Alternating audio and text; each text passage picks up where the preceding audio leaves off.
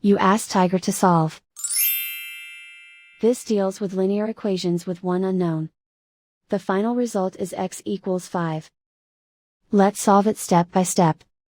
Group all x terms on the left side of the equation.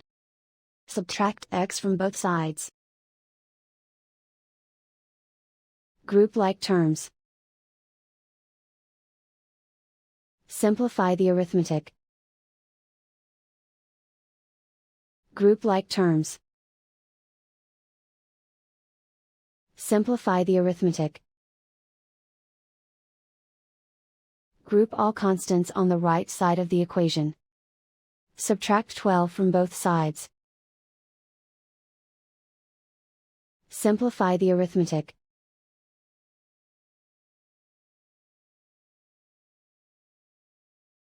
Isolate the x. Divide both sides by -3. Cancel out the negatives. Simplify the fraction.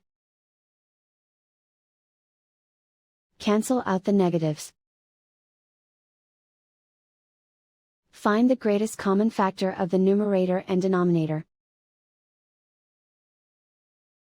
Factor out and cancel the greatest common factor. And so the final result is x equals 5.